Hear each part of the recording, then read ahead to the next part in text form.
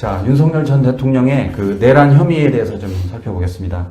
그 잘 아시는 것처럼 지규현 부장판사가 이게 재판부가 비공개로 하면서 법정안 촬영을 불허했습니다. 그래서 이제 언론사들이 이제 반발하면서 국민 알 권리 차원에서 다시 촬영 신청서를 제출했다고 합니다. 네.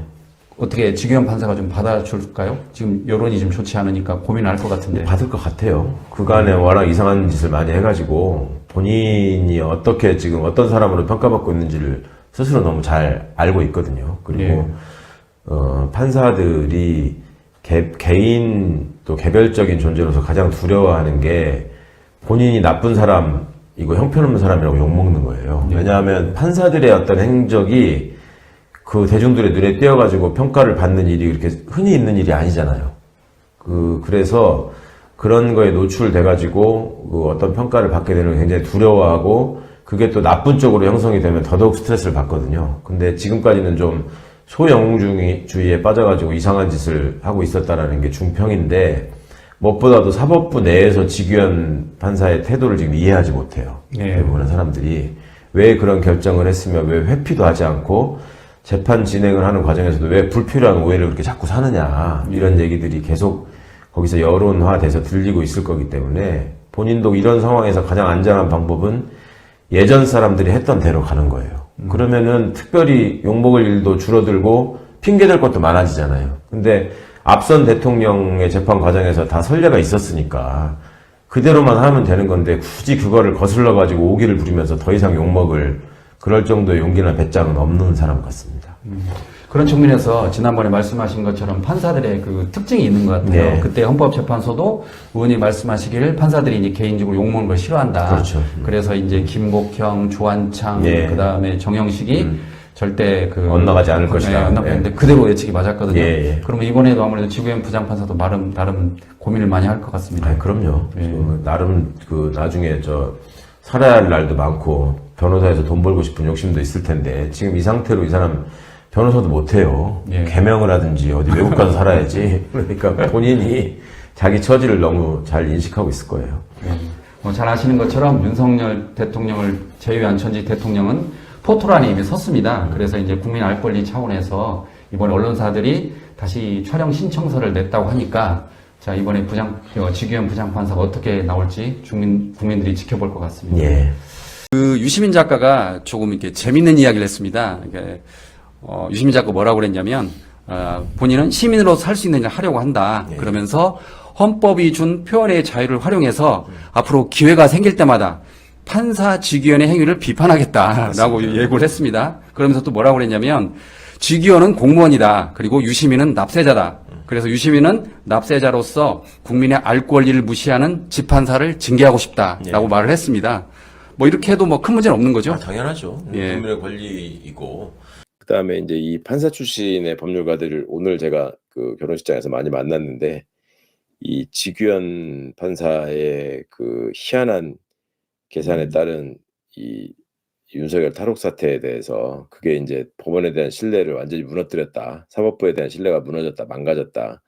이 점에 대해서 굉장히 많이들 개탄하고 다들 한숨을 쉬는 분위기였습니다. 그러니까 그런 점들도 좀 앞으로 재판이 진행되고 하는 과정에서 여러 가지로 우리가 여론을 통해서 당신들이 잊지 않고 계속 감시하고 있다는 뜻을 확실히 보여주는 게 앞으로 필요할 것 같고요. 의원님 지난번에 그 개인 유튜브 채널에서 그 지규현 부장판사를 언급하셨더라고요.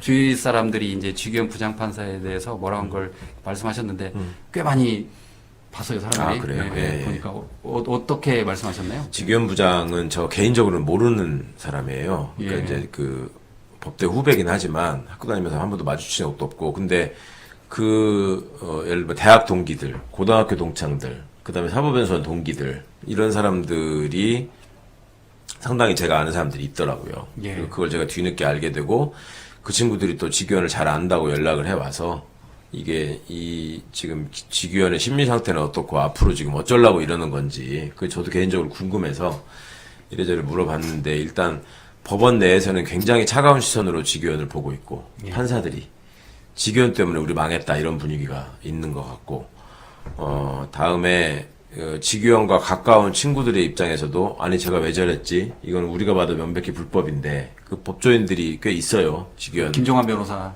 아니 뭐 김종환 변호사도 있지만 예. 그 개포고등학교를 나왔는데 그 동기 중에 서울법대 들어간 사람이 4명이야. 어. 지규현이 포함해서. 예, 예.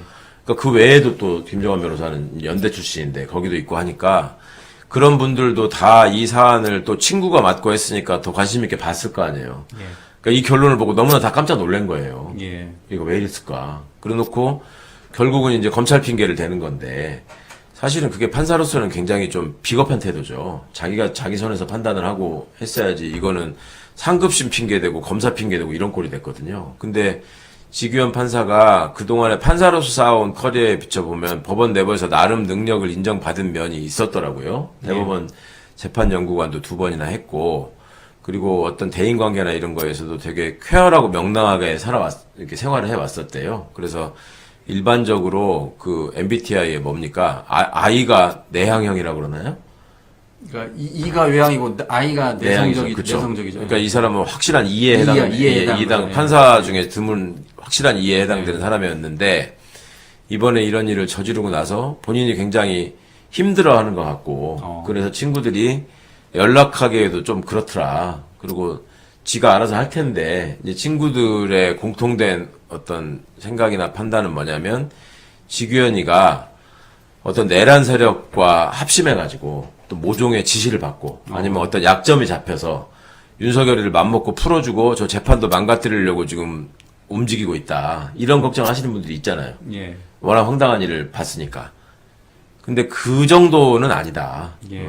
기본적으로 그 판사로서 그간에 거쳐왔던 과정이나 본인의 어떤 철학이나 이런 걸 비춰볼 때 그렇게 막 나가는 그런 정도는 아니고, 친구들이 입장에서 오히려 걱정하는 거는 저거는 윤석열이가 유죄 판단을 받고 중형을 면하기가 어려울 텐데, 그러면 그거는 새 대통령이 취임한 이후에 판결이 나올 텐데, 예. 지금 재판 진행 속도를 예. 보면.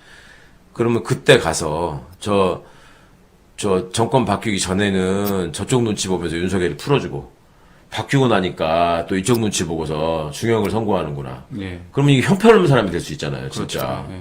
그러니까 그런 욕을 들어먹을 거를 오히려 더 걱정하더라고요. 근데 뭐 내년 2월 인사 때 뭐 바뀔 수도 있다고. 자연스럽게 그런 말도 그렇게 있던데. 바뀔 예. 가능성이 높아 보여요. 예. 그러니까 그 전에 그 이재명 대표 건을 수원에서 왜 건건이 배당받았던 그 신준우 판사라고 있잖아요. 이화영 유죄 선고한. 예. 그 판사가 이재명 대표 사건도 그 쌍방울 관련해서 기소된 사건, 그것도 그 사람한테 배당이 돼가지고 예. 왜 자꾸 절로만 가느냐 그렇게 하고 기피 신청도 하고 막 그랬었단 말이에요. 근데 그 사람을 인사이동을 통해 가지고 빼고 새 판사가 갔거든. 그러니까 지규현의 경우에도 사법부 전체가 지금 위기의식을 느끼고 있기 때문에 재판 진행되는 과정에서 인사이동 시기가 오면 자연스럽게 교체될 가능성이 높아 보이고요. 또 본인이 또 그런 거를 염두에 두고 재판을 또 빨리 진행하지도 않는 것 같아요. 원래 본인이 2주 동안 3번 하겠다, 뭐 이렇게 공언을 했었거든. 근데 지난번 4월 달에 재판은 5월 12일 날인가 또 기일을 잡았다는 거예요. 그러니까 거의 한 달 가까운 시간으로 뒷기일을 잡은 걸로 봐서는 본인 약속도 지금 지키지 않고 좀 풀어져 있는 상황인데. 결국 본인이 부담을 느끼니까 그냥 그렇죠. 늦췄다가 이제 2월 인사 때 예. 빠지면. 네. 다른 측면으로 보자면은 윤석열이가 이제 추가 수사하는 과정에서 이 내란 사건과 관련한 증거인멸의 흔적이나 탈옥한 이후에 그런 것들이 발견되면 지규현이 직접 법정 구속을 할 가능성도 높다. 예. 그 법사위에서 나온 이야기인데 또 그 지규현 부장판사가 룸살롱 접대고 받았다는 거예요. 되게 충격적이었어요. 예. 예, 어떻게 보시죠? 김용민 의원이 이제 제보를 공개를 했고 예. 오늘 이제 당 관계자들 얘기를 들어보니까 상당히 구체적인 제보가 입수가 됐고 오늘 밝힌 거 외에도 또 있나 봐요. 만약에 이제 어영부영 부인하고 또 딴소리 하면은 더 공개할 게 있는 것 같던데 이 부분이 되게 중요하고도 민감한 부분이죠. 이 중요한 사건을 맡아가지고 이상한 결정을 반복하고 있는 지금 해당 판사가